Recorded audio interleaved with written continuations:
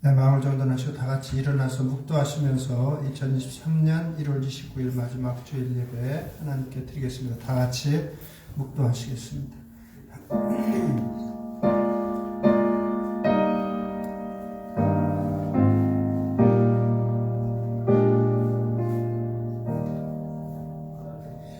하늘에 계신 주여, 내가 눈을 들어 주께 향하나이다. 종의 눈이 그 상전의 손을, 여종의 눈이 그 주모의 손을 바람같이 우리 눈이 여호와 우리 하나님을 바라며 우리를 긍휼히 여기시기를 기다리나이다. 아멘. 아버지 하나님, 오늘도 우리에게 이렇게 생명을 주시고 또 주님 앞에 우리의 발걸음을 인도해 주시어 또 예배로 우리 주님을 만날 수 있도록, 또 찬양으로 주님을 만날 수 있도록 해주심에 감사를 드립니다. 아버지 하나님, 온전한 예배를 주님 앞에 드리고자 합니다.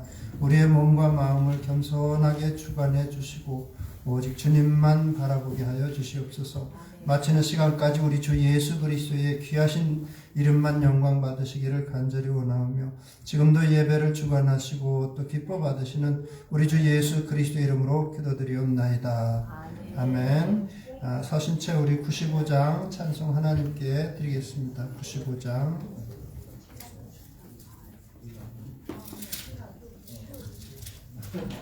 죄송합니다. 죄송합니다. 일부 예배랑 제가 잠깐 다 앉으시고 함께 찬양하도록 하겠습니다.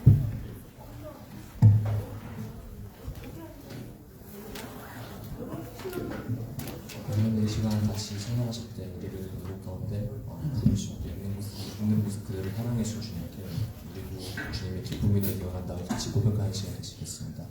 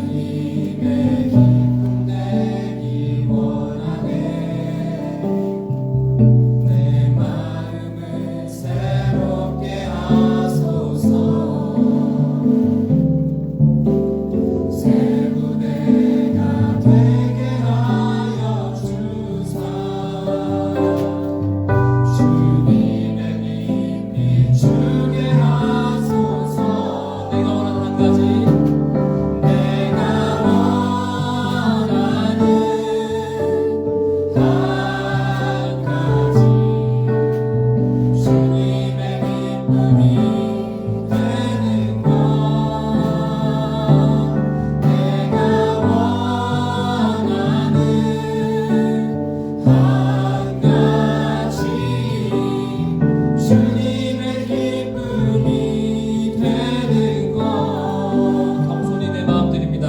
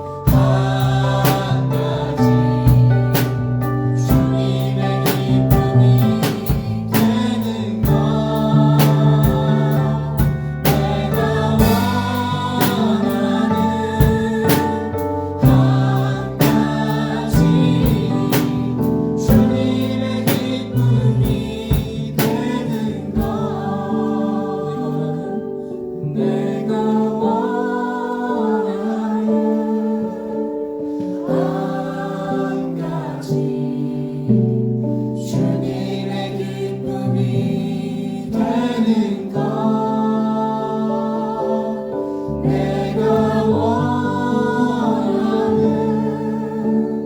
한 가지 주님의 기쁨이 되는 것.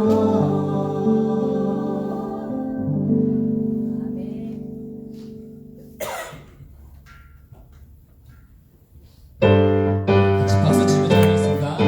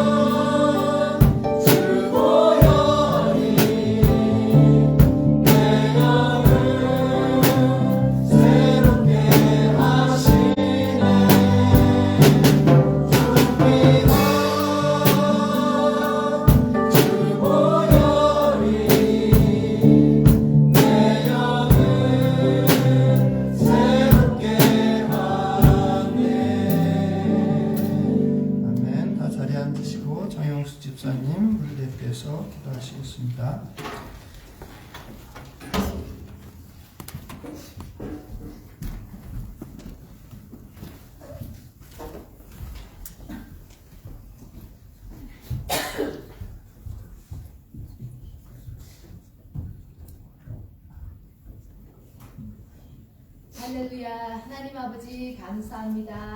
하나님 아버지 또 이렇게 떨리는 마음으로 주님께 찬양하며 기도하게 하여 주심을 너무도 감사를 드립니다. 하나님 아버지 또 한 주간 살면서 하나님 아버지 주님을 믿노라고 하면서 또 죄 지은 거 있으면 하나님 아버지 용서하여 주시옵소서. 하나님 아버지 그리고 또 이 세계가 주님 앞에 찬양하며 기도하는 좋은 주일이 될게 하나님 아버지 도와주시옵소서. 하나님 아버지 그리고 또 우리는 눈에 보이지 않지만 또 이렇게 저렇게 또 많은 일을 주님 안에서 하시는 분들 축복하여 주시고 하나님 아버지 또 북한에 계시는 분 선교사님들 하나님 아버지 주님께서 하루속히 하나님 아버지 나오게 하여 주시고 또 하나님 아버지 전쟁으로 많은 사람들이 죽어가고 있는데 하나님 아버지 우리는 알 수 없으나 하나님 아버지 항상 주님 앞에 기도하여 그분들 하나님 아버지 보살펴 주시옵소서. 하나님 아버지 그리고 우리 목사님 또 귀한 말씀을 전합니다. 하나님 아버지 주님께서 같이 하여 주시고 하나님 아버지 또 목사님의 말씀을 하나님 아버지 우리 심령에 들어와 또 세상에 나가서 주님 안에서 살 수 있도록 하여 주시옵소서. 나는 그리스도와 주님 안에서 살게 하여 주시옵소서. 주님 감사합니다. 오늘도 주님 영광 받아 주시고 또 살아계신 우리 주 예수 이름 받들고 감사하며 기도드리옵나이다. 아멘.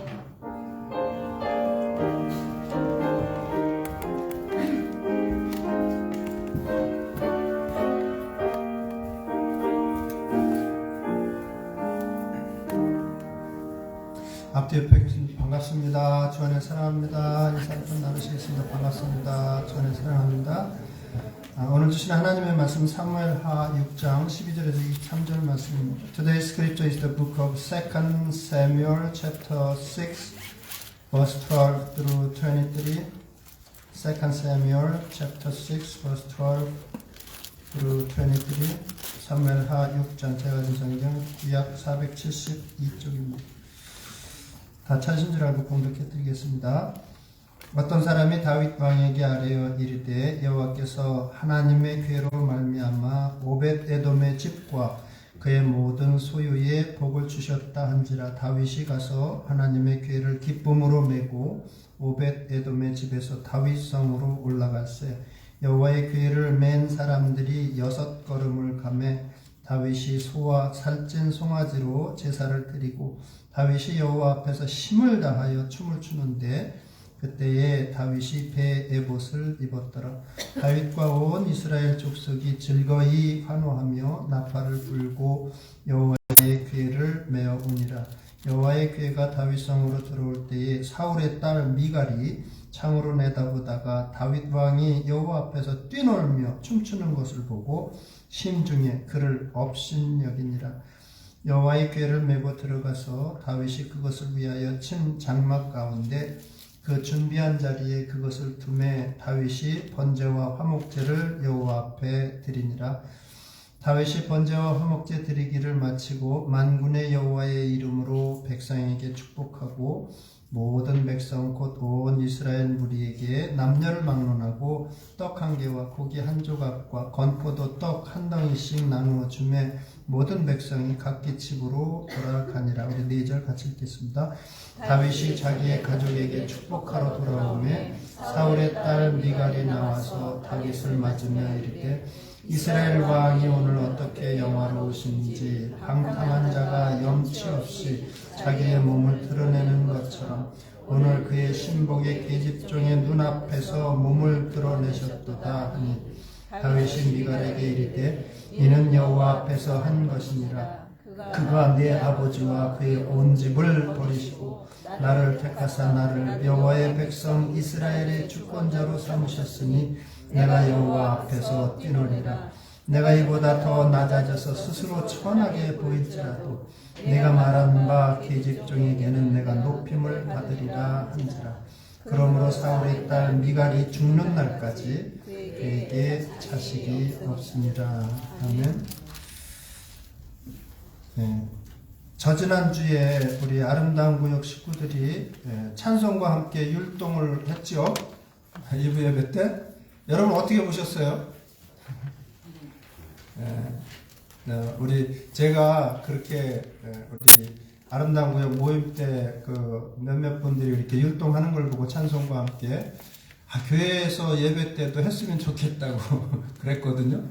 그랬더니 한 집사님이 그렇게 하면 좀 이렇게 사람들이 이상하게 보는 사람이 있지 않을까요? 예배 때 이렇게 춤추는 거를. 그래서 괜찮다고 그게 뭐었더냐고. 그러면서 이 말씀을 사실은 이야기했었어. 아니 다윗도 왕으로서도 온 백성 앞에서 춤을 추고 그렇게 했는데 그게 뭐가 어때서 그런 거 가지고 뭐라고 그럴 사람이 누가 있겠냐고. 네, 여러분 마음 가운데 그렇게 찬양과 함께 율동하는 거를 참 하나님 보시기에 참 좋겠다, 아름답겠다 이렇게 생각하면 그분은 은혜를 아는 사람들이에요. 하나님의 은혜를 이렇게 자기 영혼 속에 이렇게 은혜를 잘 알고 받아들인 사람들은 그렇게 볼 수 있어요. 오늘 말씀이 사실은 이렇게 결론부터 얘기하면 미갈이 이렇게 자기 시각으로 보는 것하고 하나님이 다윗이 그 춤추는 걸 보는 것하고 그런 하나님이 보시는 그런 시각으로 볼 수 있으면 그 사람은 은혜를 아는 사람이라고요. 하나님 때문에 그럴 수 있다면 여러분 우리는 항상 찬양하면서 기뻐하면서 살아야 됩니다. 그래서 항상 하나님께서 항상 기뻐하라고 말씀하시잖아요, 우리에게. 그러니까 그런 오늘은 사실 그거와도 이렇게 좀 관계가 있는 말씀인데 다윗에 관해서는 요즘에 이제 사무엘상 마치고 사무엘하 들어갔는데 저녁 예배 때 주는 말씀이 다윗을 통해서는 참 많은 도전을 받습니다. 다윗은 정말 위대한 신앙인입니다. 그래서 다윗의 신앙을 이렇게 정리해 보면 첫째는 뭐냐면 다윗은 어떤 순간에도 하나님을 가까이 하는 게 내 삶과 영혼의 복이라는 사실을 알고 항상 하나님을 가까이 합니다. 항상 하나님 의지해요. 우리는 뭐 가까이 하는 게 많죠. 연속극도 가까이 하고 영화도 가까이 하고 뭐 이것저것 많이 가까이 하는 것들이 많이 다양하고 많은데 다윗은 하나님을 가까이 하는 게 내가 복이니까 하나님하고 묵상하는 시간도 많이 가지고 하나님 기도하는 시간도 많이 가지고 무슨 일에도 하나님과 함께 하고 있고 하나님과 함께 하는 걸 또 기뻐하는 사람입니다. 하여튼 하나님 항상 그래서 의지하면서 살아갑니다. 그런 신앙을 우리가 또 본받아야 되죠. 항상 하나님 의지하면서 하나님을 가까이 하고 살아가는 신앙이고 두 번째 또 우리가 배워야 될 신앙은 다윗은 하나님의 때를 기다립니다. 이게 우리가 기다리는 신앙이 때로는 굉장히 고통스럽거든요. 하다못해 몇 개월 직장을 쉬다가 직장을 찾으려고 막 애를 쓸 때도 그거 기다리는 것도 쉽지 않아요. 근데 다윗은 13년 이상을 기다립니다. 하나님께서 왕으로 기름을 부었는데 바로 왕이 되지는 않아요. 사울 왕이 자기 자리를 안 내놓고 계속 다윗을 죽이려고 합니다. 여러분 생각해 보세요. 자기 지금 살고 있는 나라의 왕이 수천 명씩 데리고 기회만 되면 나를 죽이려고 한다고 한다면 그러면 그거 견뎌내기 쉽지 않습니다. 굉장히 고통스러운 삶이에요. 스트레스 지수가 정말 100이에요. 항상. 그런데 자기만 그러면 괜찮겠는데 도망치기가. 근데 자기를 따라온 사람이 남자 장정만 600명이니까 1200명 이상 부인들도 있을 거고 애들도 있을 텐데 1000명이 넘는 사람들, 자기 따라오는 사람들하고 같이 움직이면서 그러면서 피해 다니고 도망 다니고 그러기가 얼마나 힘들었겠어요. 그런데 문제는 자기 손으로 사울 왕을 죽이고 전쟁을 해서 사울 왕을 죽이고 자기가 왕으로 등극할 맘만 먹으면 얼마든지 그렇게 할 수 있었어요. 결정적인 기회도 여러 번 있었고 얼마든지 그렇게 할 수 있었습니다. 근데 다윗의 신앙 중에 우리가 배워야 될 건 하나님이 저 왕을 세웠으니까 하나님이 저 왕을 내리실 때까지는 나는 기다리겠다는 거예요. 그렇게 고통스러운데, 그렇게 힘들고 어렵고 고통스러운데도 하나님이 사울 왕을 친히 내리실 때까지는 내 손으로 저 사람을 내리지는 않겠다. 하나님의 때를 기다리는 신앙입니다. 그건 쉽지 않아요. 그건 정말 쉽지 않습니다. 근데 정말 잘 기다려요. 끝까지 기다립니다. 그 신앙도 우리가 본받아야 되고, 그리고 다윗의 신앙의 백미는 오늘 찬양대도 기쁨의 찬양들을 많이 해서 저도 참 어떤 때는 우리 김선영 집사님하고 말을 맞추지는 않는데 이렇게 찬양이 주제하고 딱 맞아서 저는 얼마나 감사한지 몰라요. 근데 하나님을 기뻐하는 신앙이에요. 우리가 배워야 될 신앙도 이 신앙입니다. 이게 쉽지는 않은데 굉장히 차원이 깊은 신앙이에요. 사실은 하나님을 기뻐한다는 게, 여러분 제가 이제 가끔 그런 이야기 하는데 서로 사랑할 수 있어요. 근데 서로 사랑하면서도 부담감을 가질 수는 있어요. 여러분 저 사랑하시죠? 네? 네. 이쪽만 사랑하시는 거예요. 근데 하여튼 저도 여러분 사랑하는데 제가 여러분 찾아가면 좀 부담스럽죠. 그때. 그죠? 네, 사랑해도 부담스러울 수 있어요. 또 누군가를 존경할 수 있어요. 제가 저보다 이제 이렇게 경험 많으신 분들 존경해요. 이렇게 또 어떤 나이가 젊어도 또 뭐 한 가지에 깊이 저거 하는 사람들 보면 참 존경스러워요. 존경해도 부담스러울 수 있어요. 존경을 해도. 근데 기뻐하면, 그 사람을 기뻐하면 그런 부담감이 없어요. 전혀. 부부끼리도 부부애라고 이렇게 하는데 남편이 기쁘면 항상 같이 있고 싶어요. 다가가기를 원하고 함께 있기를 원하고 그 자체로 좋고, 아내가 기쁘면 아내 곁에 가고 싶고, 최고의 사랑이에요. 사랑의 최고의 경지예요. 기쁜 게. 누군가를 기뻐한다는 게, 여러분 그렇지 않아요? 누가 이렇게 기쁘면 만나고 싶고 가까이 가고 싶고 그렇단 말이에요. 근데 부부지간에 저 인간 한 1년 어디 딴 데 가서 안 사나? 뭐 이렇게 되면 우리 남편은 어디 저 출장 가서 한 1년 있다 오면 안 되나? 이렇게 되면 그 문제가 좀 있는 거예요. 좀 온전한 사랑의 관계는 아니란 말이에요. 다윗은 하나님을 기뻐했습니다. 느헤미야도 하나님을 기뻐했습니다.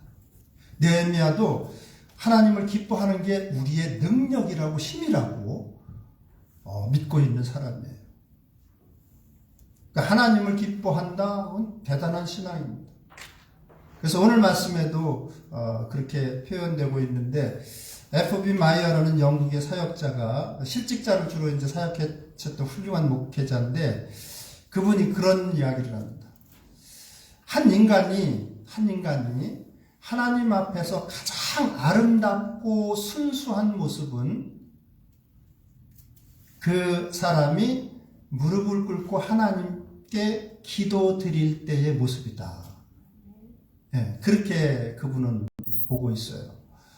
F.B. 마이어라고 하죠. 프레데릭 마이어라는 영국의 유명한 목회자인데 책도 많이 쓰고 영성도 깊은 분인데, 그런 이야기. 한 사람에게 있어서 가장 아름다운 모습은 무릎 꿇고 하나님께 간절히 기도하는 그 모습이 가장 아름답고 순수한 모습이다. 근데 저는 또 하나 더 한다고 한다면, 한 인간이 정말 아름답고 순수한 모습은 오늘 말씀에 나오는 다윗의 이 모습일 거예요.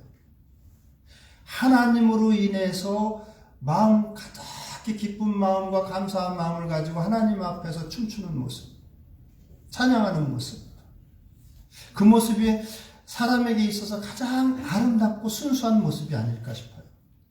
그 두 가지 모습이, 하나님께 겸손하게 무릎 꿇고 기도하는 모습도 가장 아름답고 순수한 모습이고, 또 하나 하나님 앞에 정말 하나님만 바라보면서 감사하고 기뻐하며 찬양하고 춤추는 모습이 가장 아름다운 모습이 아닐까.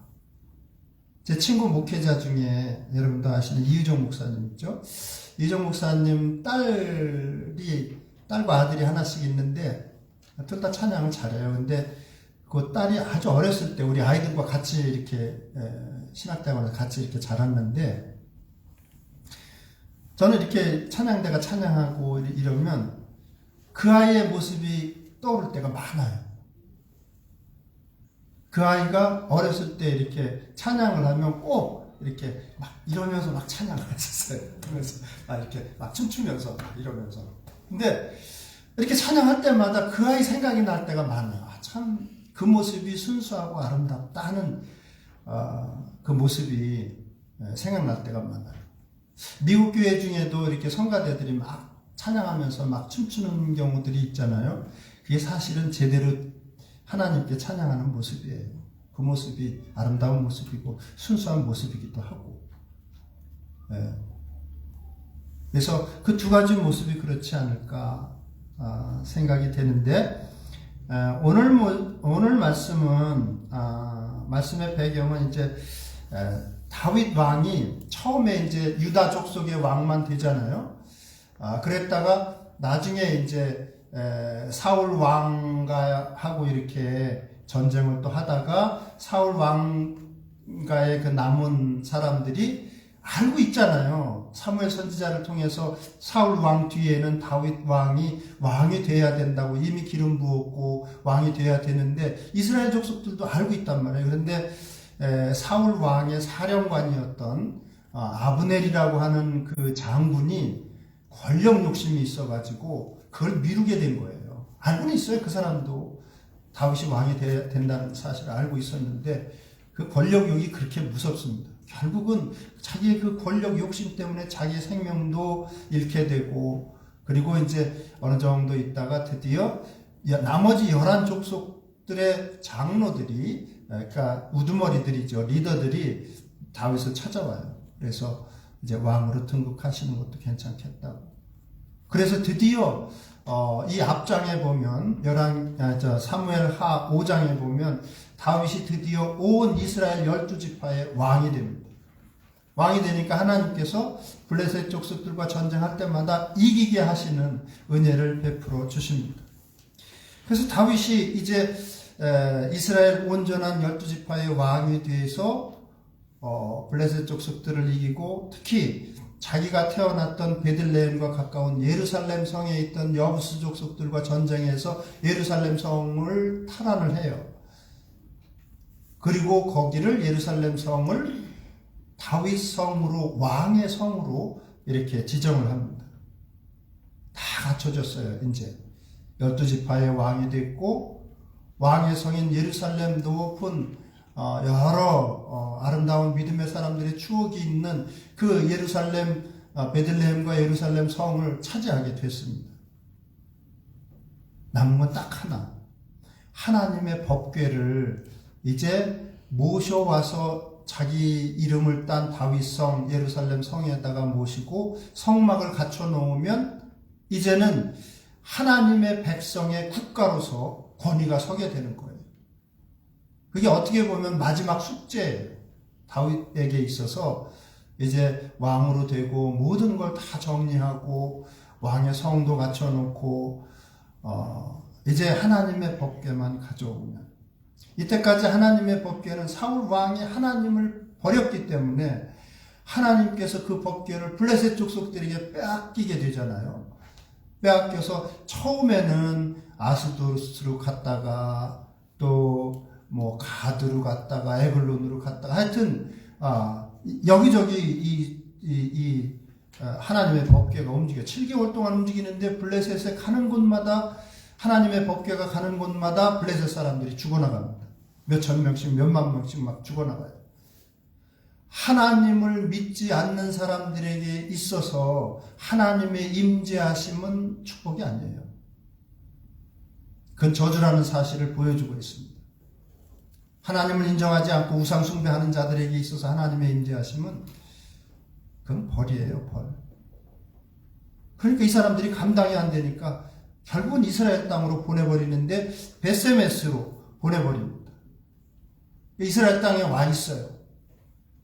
와 있는데 이 사무엘하 6장에 보면 전반부에 보면 다윗 왕이 이제 드디어 사람들과 이스라엘 장로들하고 이렇게 논의를 해서 이스라엘의 지도자들하고 백부장, 천부장들 다 모아놓고 논의를 해서 모셔오자. 그래서 정성을 들여서 이제 3만 명이나 되는 이스라엘 지도자들을 데리고 가가지고 아비나답의 집에 있는 베세메스 근처에 아비나답의 집에 있는 하나님의 법궤를 드디어 다윗성으로 이제 모시려고 해요. 거기서부터 이제 앞부분에 보면 그런데 문제가 생기죠. 하나님의 법궤를 움직이는데 처음에 몰라가지고 새로운 그러니까 좀 흠이 없는 소를 통해서 블레셋 족속들이 한 것처럼 모셔오려고 하다가 사고를 당하게 됩니다. 하나님께서 거부하신 거예요. 원래 하나님께서 레위 족속들이 하나님을 섬기는 믿음의 사람들이 하나님의 법궤는 어깨에 메고 옛날에 우리 상여 나갈 때처럼 그런 식으로 어깨에 6명이든 8명이 메고 걸으면서 움직여야 되는데 사람이 어깨에 메고 그 궤를 움직여야 되는데 근데 그걸 소에다 맡기니까 소들이 뛰니까 그냥 마차가 엎어지려고 하니까 법궤가 떨어지게 생겼거든요. 그러니까 우사라고 하는 아비나답의 아들이 뒤에 있다가 그걸 받치다가 그냥 죽은 거예요. 하나님의 법궤를 그런 식으로 움직이면 안 되는데. 그래서 오늘 말씀을 통해서 주시는 교훈은 첫째는 하나님 말씀에 따라서 하나님을 섬기라는 거예요. 하나님의 말씀을 기본으로 해서 하나님을 섬기라는 것입니다. 많은 경우 우리는 그냥 이렇게 하면 되겠지. 아니에요. 그렇지 않습니다. 어떤 경우는 물론 대부분의 경우는 받아주시지만 하나님 말씀에 따르지 않는 것은 하나님께서 거부하십니다. 대표적인 경우가 이런 경우예요. 근데 우리는 하나님은 이렇게 하시겠지 하고서 섬길 때가 얼마나 많아요. 아무리 열심히 있고 의지가 강하고 그래도 하나님 말씀에 따라야 될 것은 따르면서 섬겨야 된다는 사실을 오늘 말씀을 통해서 보여주고 있습니다. 열심히 정성을 들여서 이스라엘의 지도자들을 3만 명을 모아가지고 아비나답의 집에 가서 그렇게 해서 장관을 이루고선 옮겼는데 사고가 났어요. 그러니까 9절 10절에 보면 우리가 읽진 않았지만 다윗이 두려워졌습니다. 여호와의 법궤에 손을 대자마자 그냥 우사라고 하는 사람이 죽었으니까 내가 이 법궤를 어떻게 내 성으로 드릴 수 있겠느냐 두려워진 거예요. 그리고 고민이 됐습니다. 꼭 모셔야 되는데 그래야 하나님의 백성으로서의 또 왕의 성으로서 온전히 갖춰질 게 갖춰지는데 이게 어떻게 된 일인가. 그래서 알아보니까 레위인들에게 알아보니까 민수기서 3장 31절에 보니까 하나님의 법궤는 레위인들 즉 고핫의 자손들이 맡아서 관리해야 되고 민수기서 4장 15절에 보니까 고핫 자손들이 어깨에 메고 움직여야 된다는 사실을 알게 되었습니다. 그래서 레위인들을 이제 차출을 해서 그래서 오벳에돔의 집에 있던 그 하나님의 법궤를 움직이게 되죠. 요한복음 4장 24절에도 하나님께서 하나님은 영이시니 예배하는 자가 영과 진리로 예배를 드려야 된다. 거기서 영과 진리로는 영어로는 in the spirit이에요. and in truth예요. 하나님 말씀에 입각해서 예배도 드려야 된다는 거죠. 섬기는 것도 마찬가지입니다. 신앙생활하는 것도 마찬가지입니다. 그래서 하나님의 말씀을 많이 알아놔야 돼요. 그러지 않으면 올바로 신앙생활을 할 수가 없습니다. 열심이나 의욕만 가지고는 안 된다는 거예요. 하나님 섬기는 일이 그렇지 않다는 것입니다. 많은 사람들이 이렇게 그냥 대충 이러면 되지 않을까? 제가 가끔 그런 질문 하잖아요. 여러분 하나님은 가난하고 외로운 자의 편이실까요? 아닐까요? 이렇게 물으면 거의 대부분 오래전에 그런 질문을 해봤는데 한 반수 정도가 손을 들더라고요. 하나님은 가난하고 외로운 자의 편이다. 맞습니까? 그러면 반 정도가 들어요. 근데 하나님은 가난하고 외로운 자의 편은 아니에요. 말씀에 보면 성경에 보면 가난한 자도 성전세를 낼 때는 반세겔씩 내고, 출애굽기 30장 15절에 보면 생명의 속전세를 낼 때 부자라고 해서 반세겔에서 더 내게 하지 말고 가난한 자라고 덜 내게 하지 말라고 말씀하시고, 레위기 19장 15절에는 너희는 재판할 때 불의를 행하지 말며 가난한 자의 편을 들지 말며 세력 있는 자라고 두둔하지 말고 공의로 사람을 재판하라고. 가난한 자의 송사라고 해서 편벽되이 두둔하지 말지어다. 정의를 굽게 하지 말지어다. 주님께서 말씀하십니다. 무슨 뜻이냐 하면 가난하고 외로운 사람들 긍휼히 여겨주고 나눌 것 있으면 나눠주고 하는 것이 마땅하지만 일방적으로 그렇게 편들지 말라는 거예요. 부자라고 해서 판단하고 정죄하지 말라는 거예요. 공정하게 대하라고. 하나님은 공정하신 하나님이시니까 그렇게 말씀하십니다. 근데 우리는 이제 우리 생각에 하나님은 이러실 것이다 하고 신앙생활 할 때가 참 많습니다. 근데 그렇지 않습니다. 하나님은 약속의 하나님이십니다. 그래서 민수기서 23장 19절에 보면 하나님은 사람이 아니시니 거짓말을 하지 아니하시고 인생이 아니시니 후회가 없으시도다. 어찌 그 말씀하신 바를 행하지 않으시며 하신 말씀을 실행하지 않으시랴. 이렇게 말씀하시고, 믿음의 조상 아브라함은 로마서 4장 18절 이하에 보면 하나님의 약속을 의심하지 않고 바랄 수 없는 중에 바라고 믿어 하나님께서 약속하신 것을 능히 이루실 줄을 확신하였으니 하나님께서 그런 아브라함의 믿음을 보시고 의로 여기셨다고. 그만 그런 것이 아니라, 그렇게 여기시는 것이 아니라 또 우리 같은 뒤에 나오는 사람들에게도 동일하신 은혜를 베풀어 주셨다고 말씀해 주시고 있습니다. 그래서 저나 여러분이나 신앙생활 할 때는 여러분 기도 드릴 때에도 기도를 어떻게 해야 능력 있게 하느냐는 하나님 말씀을 많이 알고 자세히 알면 기도도 능력 있게 할 수 있어요. 악한 마귀 세력과 대적할 때에도 말씀을 기본으로 하면 능력 있게 기도도 드릴 수가 있고, 삶도 마찬가지입니다. 우리의 삶도 말씀의 기초에서 살면 틀림이 없습니다. 그래서 여기저기에서 예수님은 하나님의 말씀을 듣고 지키는 자들이 복이 있다고 누가복음 11장 28절에도 마태복음 7장 24절 이하에도 예수님의 말씀을 듣고 행하는 자들이 그 집을 반석 위에 짓는 지혜로운 자라고 말씀해 주시고 있습니다. 그러니까 이번에 글쎄 모르겠어요. 이번에 성역 공부도 그래서 의미가 있는데 여러분 할 수만 있으면 꼭 하시고, 또 성경 읽독도 지금부터 그냥 하셔도 괜찮아요. 여러분 말씀이 기본이 되지 않으면 교회에서 괜히 엉뚱한 이야기들을 하는 거거든요. 그런 식으로 이렇게 아름다운 교회 이렇게 울동과 함께 찬양을 해도 교회에서 내 생각에 하나님께서 그 경박하다고 여기 그렇게 할 수 있거든요. 자기 생각에. 근데 그건 아니잖아요. 하나님 말씀에 보면 이렇게 하나님 보실 때 이런 모습을 기뻐하시는구나 하는 사실을 알 수 있는데, 그래서 말씀이 중요한 거예요. 신앙생활 할 때 자기 생각으로 하는 게 아니고, 자기 생각으로 하는 사람들 때문에 자꾸 이게 가운데로 와야 된다, 피아노는 저렇게 올라가면 안 된다, 이 아래에 있어야 된다, 자기 생각에 그런 거죠. 자기 기준이 있어서. 주변 사람들 어렵게 만들고 그렇죠. 그래서 말씀을 잘 알 필요가 있습니다. 그래서 여호와를 알라고도 말씀하시고 하죠. 두 번째는 세상적인 의식을 버리고 섬김과 예배를 드리라고 오늘 말씀을 통해서 우리에게 교훈을 주십니다.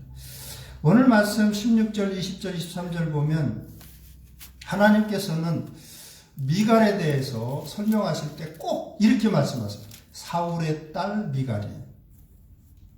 아니 굳이 그냥 다윗의 처 미갈이 이래도 괜찮은데 꼭 미갈을 설명하실 때 사울의 딸 미갈이 반복해서. 왜 하나님께서 이렇게 기록해 놓으셨는가 하면 미갈이 가지고 있는 의식 구조를 표현해 주시는 거예요. 어디에서도 지금 하나님의 법궤가 자기 남편이 왕이 돼서 지금 왕의 성에 들어오면 영광스러운 일이고 참 감사한 일이잖아요. 근데 자기 남편을 바라보는 시각도 그렇고 하나님의 법궤가 들어오는 모습도 그렇고 사울 왕의 공주로서 뼈대 있는 집안의 공주로서 또 왕비로서 이렇게 보는 거예요. 다윗을 대할 때에도 어쩌면 미갈은 그렇게 생각했을 수 있어요. 사울의 딸 미갈로서 저 사람은 시골에 베들레헴 정말 촌이거든요. 지금도 가보면 베들레헴은 큰 동네가 아니에요. 근데 뭐 당시에는 오죽했겠어요. 깡 시골 출신에 배운 것도 없고 가난한 이세라고 하는 사람의 아들, 그것도 막내 아들, 촌사람이 내 남편이 됐는데 나는 공주 출신인데 왕가 출신인데 그런 눈으로 보는 거예요. 하나님 세계에 대해서는 어둡습니다. 반면에 다윗은 14절, 16절, 17절, 21절, 21절에 두 번씩이나 다윗에 대해서 설명하실 때 하나님은 여호와 앞에서 이 수식어를 꼭 하나님께서 집어넣으세요. 하나님 앞에서, 여호와 앞에서. 다윗의 의식 구조를, 가치관을 설명해 주는 거예요. 다윗은 무엇을 하든지 하나님 앞에서 이렇게 하고 있는 거예요. 하나님의 법궤를 모시는 일에도 또 무슨 일을 하든지 지금 하나님 앞에서 내가 이렇게 하고 있다고. 이게 굉장한 차이예요. 고린도전서 1장 27절에 31절 보면 교회 내에서는 세상에 미련한 것들, 약한 것들, 천한 것들, 멸시받는 것들이 오히려 더 귀하고 소중하다고 말씀하십니다. 고린도전서 12장 21절 이하에는 약한 지체가 교회 내에서는 오히려 더 요긴하고 귀하다고 말씀해 주시고 있습니다. 그렇게 생각하세요, 여러분? 우리 대할 때, 서로 대할 때 하나님 앞에서 저 친구는 좀 몸이 약한 친구, 또는 세상에서도 천한 직업을 가지고 있는 친구. 그렇지만 하나님 안에서는 그런 사람들이 더 요긴하고 귀하다고 하나님께서는 보시는 거예요. 자랑하는 자는 주 안에서 자랑하라고 말씀하시고 있습니다. 그런데 교회 내에서도 그런 의식이 없고 하나님 앞에서의 의식이 없고 세상적인 의식을 가지고 무슨 뭐 가문이 훌륭했다든지 학벌이 좋다든지 뭐 어떤 부유한 집안의 뭐라든지 권세 있는 사람의 집안이라든지 그런 의식을 가지고 신앙생활을 할 수도 있기 때문에 하나님께서 이 차이를 오늘 말씀을 통해서 보여주시고 있죠. 야고보 사도를 통해서는 뭐라 그래요? 거기에 보면 초대교회 때에도 좋은 옷, 비싼 옷 입고 들어오는 부인이 있으면 앞으로 그냥 안내해서 모셔서 여기 앉으시라고 하고, 가난하고도 옛날에는 또 맨발로 다니는 사람들도 얼마나 많았겠어요. 그러면 거기 앉든지 뭐 서든지 마음대로 하라고. 교회 내에서는 그러면 안 된다는 거죠. 신앙생활하는 사람들은 그런 가치관을 가지고 살면 안 된다는 거죠. 그래서 야고보서 1장 10절에 야고보 사도를 통해서 하나님께서 뭐라고 말씀하시는가 하면, 세상에서 부한 자는 자기의 낮아짐을 자랑하라고. 지난번에도 말씀 나눴지만 겸손함으로 서라는 거예요. 가끔 미국 교회 성도들 보면 정말 신앙생활 그냥 삶에 녹아 있어서 잘하는 분들이 많아요.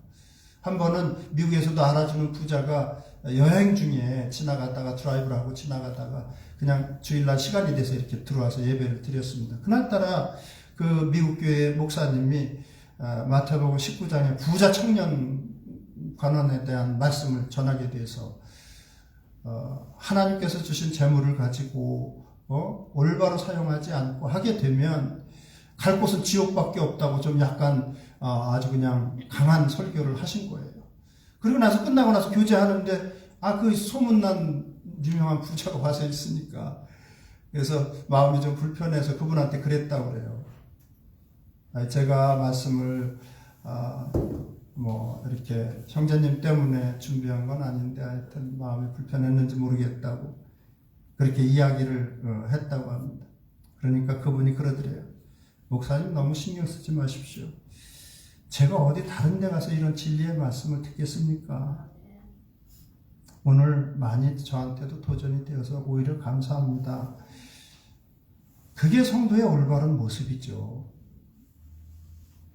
저 목사가 어떻게 내가 온 걸 알고 저렇게 나를 까는 설교를 할까? 이렇게 생각하면 그 근혜도 임하지 않고 그렇죠. 참 훌륭한 성도들이 많아요. 우리나라도 마찬가지고 정말 겸손하게 신앙생활 하는 사람들이 많습니다. 하나님 안에서는 다 형제 자매입니다. 그리고 마지막으로 정말 중요한 거는 오늘 말씀에서 정말 이 부분이 가장 중요하다고 볼 수 있는데 하나님을 섬기게 될 때에는 하나님 안에서의 복을 생각하면서 섬기라는 거예요. 하나님 안에 있는 복들을 생각하며 섬기고 예배 드리라는 것입니다. 오늘 말씀에서 다윗이 춤을 추는데 22절에 고백이 참 위대합니다. 내가 이보다 세상에서 더 낮아져서 스스로 천하게 보여도 괜찮다고 그러면서 춤을 춥니다. 다윗이 여러분 왜 춤을 췄을까요? 하나님의 법궤가 다윗성으로 들어올 때 왜 춤을 췄을까요? 이 말씀을 깊이 묵상하다 보니까 이제 이런 생각이 들었어요. 처음에 자기가 모시려고 했을 때 실패했잖아요. 우사가 죽으면서 소가 매는 수레에다가 모시고 오려고 하다가 실패를 봤습니다. 다윗이 크게 충격을 받았어요. 하나님께서 나를 기름 부어서 왕으로 세우셨고 하나님이 분명히 나를 사랑하시는데 왜 나를 거부하실까? 왜 다윗성으로 오시는 걸 거부하실까? 이렇게 생각했을 거라고요. 그래서 오베데돔의 집에다 놓은 3개월 동안 고민이 됐어요. 기도도 많이 했을 것입니다. 여러분 그렇잖아요. 하나님께서 뭔가 이렇게 기도응답도 안 되고 뭔가 이렇게 하나님과 관계가 이렇게 뭔가 틀어져 있으면 왜 이러실까? 이런 생각이 들죠. 다윗은 그런 생각이 들었던 거예요. 아니 지금 다 갖춰졌는데 그리고 다윗성에 하나님의 법궤만 있고 이제 성막만 갖춰놓으면 하나님의 백성으로서 또 이스라엘이라고 하는 나라가 온전히 또 자기의 왕권도 온전해지는데 왜 하나님이 거부하셨을까? 알아보니까 말씀대로 안 해서 그래요. 그래서 이거구나. 그리고 또 하나님의 백성들을 싫어하시지 않는다는 것을 오베데돔이 증명을 했잖아요. 3개월 동안 있으면서 오베데돔의 식구들뿐만 아니라 가지고 있는 모든 소유물에도 복을 주셨다. 그건 하나님이 임재하시면서 기뻐하신다는 거거든요. 그러니까 말씀대로 모셔보자 해서 모셨는데 하나님께서 하나님의 임재를 상징하는 여호와의 법궤 속에는 만나를 담은 금 항아리도 있고 아론의 쌍난 지팡이도 있고 하나님의 말씀 모세가 받았던 십계명 두 돌판도 그 안에 있거든요. 그러니까 하나님의 임재를 상징하는 그 하나님의 법궤가 다윗성으로 들어올 때 다윗은 너무 기뻤습니다. 왜? 하나님이 나를 받아주셨다. 하나님이 나를 기뻐하신다. 그게 너무 좋았던 거예요. 하나님이 나를 받아주셨어. 하나님이 나를 기뻐하셔. 이게 너무 좋으니까 춤이 나온 거예요. 너무 좋아서. 그런데 이 다윗을 바라보는 창문으로 위에서 내려다보고 있는 이 다윗의 미갈이 쳐다보고 보니까 다윗이 배에 에봇을 입었다고 되어 있습니다. 이것은 레위 사람들의 평복이에요. 그냥 레위 사람들이 평상시에 입는 옷인데 문제는 소매가 없습니다. 그러니까 소매가 이렇게 드러나는 옷이에요. 배에 에봇인데 왕복을 입었으면 소매까지 내려왔겠죠. 또 권위가 있어 보이고 근사했겠죠. 왕복을 입었으면. 그리고 그 앞에서 점잖게 걸어도 괜찮은데 미갈이 볼 때는 왜 저렇게 주책 없이 춤을 추고 저렇게 뛰면서 저렇게 그럴까? 지금 보니까 뒤에 말씀 보니까 저게 뭐야 저게? 시골 사람이랑 달라. 그 옆에서 하나님이 보실 때에는, 미갈의 옆에 계신 하나님이 보실 때에는 너무 사랑스러운데, 너무 귀하고 귀엽고 사랑스러운데 다윗의 그 모습이 하나님이 보시는 시각으로 보지를 못하는 거예요. 미갈은 다윗의 기쁨을 모릅니다. 오직 미갈의 가치관은 세상적인 시각이에요. 왕인데 저게 뭐야, 팔 다 내놓고 어디서 저렇게 주책 없이 춤을 춰 가볍게, 그거예요. 다윗은 지금 마음이 하나님이 나를 받아주셨어, 너무 좋아. 살아가면서 여러분, 우리가 하나님의 자녀로서 하나님이 주신 여러 가지 복들이 있잖아요. 지금 하늘 위에도 우리는 하나님께서 아름다운 집을 지어 놓으시고 우리를 기다리고 계십니다. 거기다가 어디 버린 것이 아니라 하나님께서 함께 하세요. 그런데 세상적인 시각으로 볼 때는, 세상적인 가치관으로 볼 때는 못 배운 사람이 있을 수 있어요. 남들보다 가난한 사람이 있을 수 있습니다. 남들보다 건강이 좋지 않은 사람이 있을 수 있어요. 거기에다가 마음을 두면 그건 문제죠. 문제거리예요. 그건 걱정거리고 그냥 낙담할 거리고, 세상 가운데서 고개를 들지 못할 거리들이고, 세상의 조건이나 환경을 보면. 그런데 다윗은 그런 걸 보는 게 아니고, 다윗은 오직 하나님 안에 있는 복들을 지금 보면서, 하나님이 나와 함께 하시고 있고, 이렇게 나를 또 왕으로까지, 이 미천한 나를 왕으로까지 불러주셨구나. 그게 좋아서 주는 거예요. 이 모습을 보면서 하나님께서 이 아침에 우리에게 도전하시는 거예요. 너는 살아갈 때 세상적인 조건이나 환경을 많이 생각하면서 사니? 미갈처럼. 아니면 내가 너를 사랑하고 내가 너와 지금 함께 있고 임마누엘이 하나님이신 사실을 내가 온전히 믿고 있고 내가 너를 기쁘게 받아줬음을 믿고 살아가고 있니? 세상적인 조건들을 생각하면 기뻐할 수 없죠. 성경에 나오는 대로 너희가 환난을 당할 때 낙담하면 내 힘의 미약함을 보임이니라, 이렇게 말씀하시는데, 그게 무슨 뜻이냐면 세상 조건이 나빠졌을 때 낙담하고 풀이 죽고 그렇게 살아가면 하나님께서 너와 함께 하시며 주시는 믿음의 능력이 너에게서 없는 것 아니냐, 그 말씀이거든요. 그 말씀의 뜻이.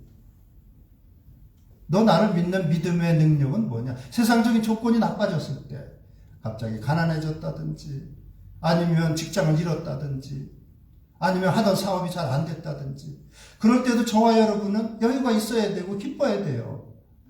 춤출 수 있어야 됩니다. 왜? 하나님을 보니까, 하나님 안에 있는 나를 보니까, 하나님이 받아주신 나를 보니까, 그런 것들이 초월이 돼야 돼요. 저와 여러분들은 뇌성마비 환자이고 장애자인 송명이라는 시인을 아시는 분들이 많은데, 뇌성마비 장애자입니다. 배운 것도 없어요. 그 사람은 가난합니다. 병들었습니다. 그런데 그분의 시 중에 아주 우리의 마음을 울리는 시가 있어요. 나라는 시인데, 나 가진 재물 없으나, 나 남이 가진 지식 없으나, 나 남에게 있는 건강 잊지 못하나, 나 남이 없는 것 있으니, 나 남이 못 보는 것 보았고, 나 남이 듣지 못한 음성 들었고, 나 남이 받지 못한 사랑 받았고, 나 남이 모르는 것 깨달았네. 공평하신 하나님이 나 남이 없는 것 같게 하셨네. 정말 훌륭한 시예요.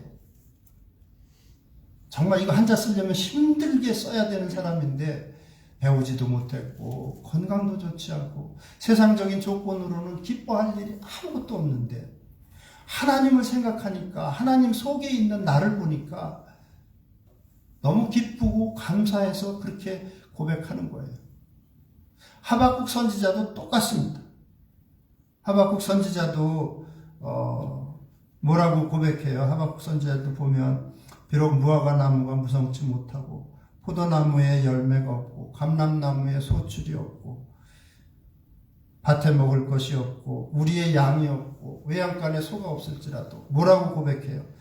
나는 여호와로 말미암아 즐거워하며 나의 구원의 하나님으로 말미암아 기뻐하리로다. 이렇게 고백을 합니다. 하박국도 똑같은 마음이에요. 내가 섬기는 하나님이 나를 받아주셨고 내가 하나님 안에 있으니까 그걸로 나는 기뻐하고 즐거워하겠다 이거예요. 세상을 보면 문제거리들이죠. 다. 이런 고백이 너희들 삶 가운데 살아있느냐는 거예요. 우리는 많은 경우에 조건들을 보면서 조금 상황이 나빠지면 인상을 찌푸리면서 불만족스러운 얼굴로 살아갑니다. 근데 다윗은 그러지 않았습니다. 다윗은 어려운 환경 가운데에도 하나님을 찬양하고 춤을 출 수 있었던 사람입니다. 어찌 보면 이 말씀 묵상하면서 탕자와 그 형의 모습이 떠올랐습니다. 똑같이 아버지가 옆에 있는데 탕자는 아버지 안에 있는 기쁨과 복을 알아요. 탕자 보고 춤추라고 했으면 춤췄을 거예요. 이런 춤. 탕자의 형은 똑같이 아버지 곁에 있는데 아버지 안에 있는 복을 몰라요. 불만족스러운 생각들을 잔뜩 가지고 살아갑니다. 우리의 모습을 한번 보라는 거예요. 우리의 모습을. 너 어디에다 마음 쓰며 살고 있니? 세상적인 조건이야? 환경이야? 아니면 하나님 안에 있는 너, 하나님께서 기쁘게 받아주신 너, 하나님께서 사랑하시는 너, 그걸 보면서 살아가고 있는 전체적인 삶의 모습이 어떠느냐는 거예요. 조금만 나빠지면 인상 쓰면서 그렇게 살아갈 거냐? 아니면 여전히 기뻐하며 하나님 바라보며 살 거냐? 이 아침에 하나님께서 그런 도전을 우리에게 해 주시고 있습니다. 문제들은 누구나 다 가지고 있습니다. 가정의 문제도 가지고 있고 경제적인 문제도 있고 뭐 직장의 문제도 있고 뭐 이런저런 문제들이 사업터의 문제들도 있고 그런데 우리를 기뻐 받으신 우리를 지금도 사랑하시고 우리를 품고 계신 하나님께 주목하면서 달과 같은 신앙을 가지고 세상을 한 걸음 한 걸음 걸어가시는 모두가 되시길 주님의 이름으로 축원합니다. 기도하시겠습니다. 살아계신 아버지 하나님, 분명히 우리 주님께서 우리를 사랑하시고 우리를 품고 우리를 지금도 품고 사랑하시고 임마누엘의 하나님으로서 우리를 사랑하시는데 하나님 안에 있는 복을 보지 못하고 눈에 보이는 것들, 귀로 듣는 것들, 세상적인 가치관 가지고 하나님 앞에 불만족스럽게 아버지 하나님 앞에 불평하며 때로는 원망스러운 생각들을 하며 살아갔던 우리의 죄악들을 이 시간 우리 주님께서 우리를 불쌍히 여겨 주시고 용서하여 주시옵소서. 이제부로는 아버지 하나님, 하나님이 우리를 품고 계시고 여전히 사랑하시고 함께 동행하시는 하나님이심을 온전히 믿고 그 하나님으로 인하여 찬양하며 다윗과 같이 기뻐하며 감사하며 나아가는 우리의 삶이 되도록 하여 주시옵소서. 감사드리며 함께 하시는 우리 주 예수 그리스도의 이름으로 기도드리옵나이다. 아멘. 이 시간 봉헌 시간인데 봉헌님들 앞으로 나오시기 바랍니다.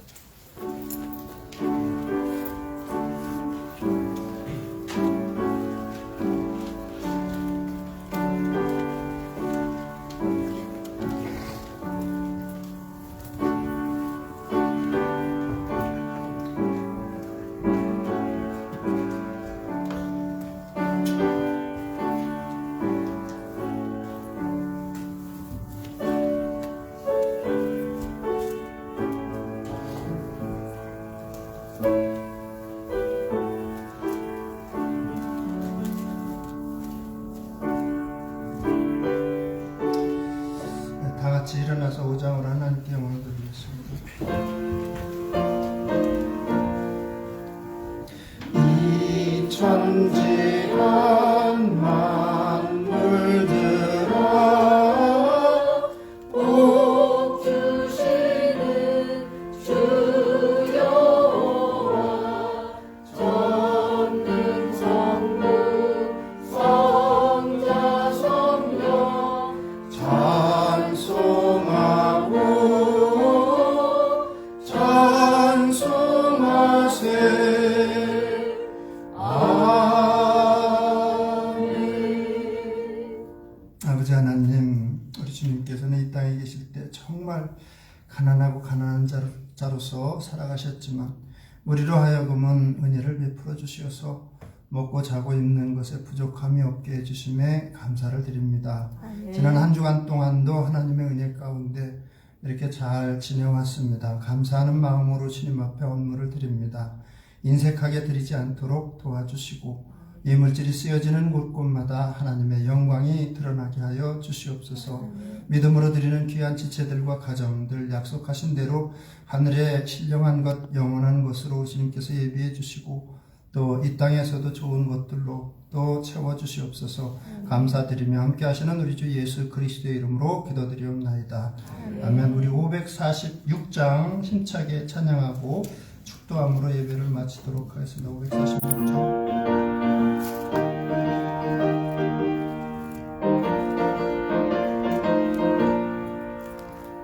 주님 약속하신 말씀 위에서 영원토록 주를 찬송하리라.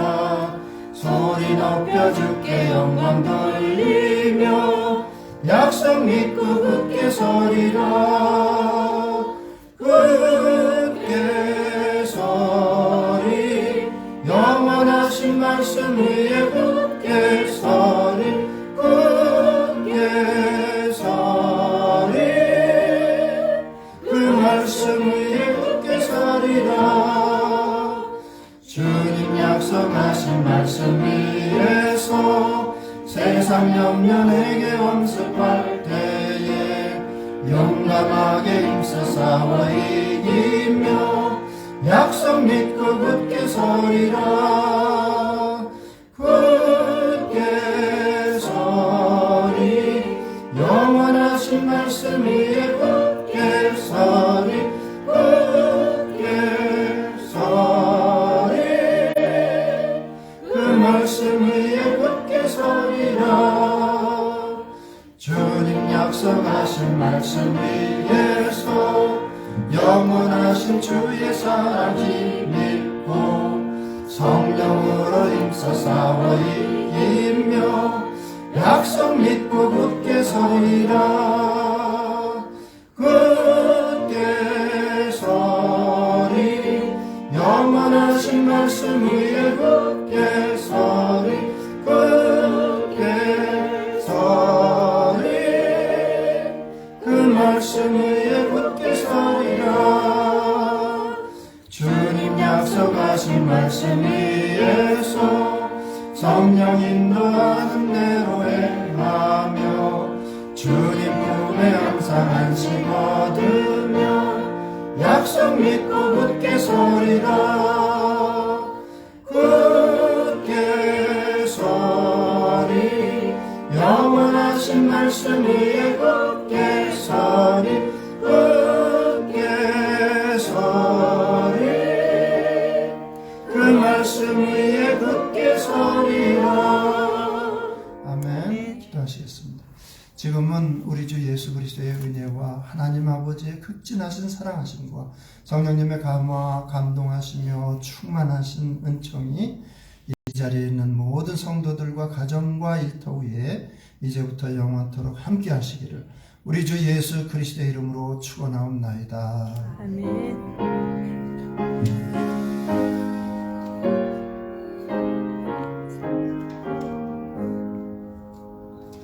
네, 믿음으로 승리합시다. 한 번 더 옆에 믿음으로 분들과 인사 승리합시다. 나누시고 믿음으로 승리합시다. 자리에 앉으시겠습니다.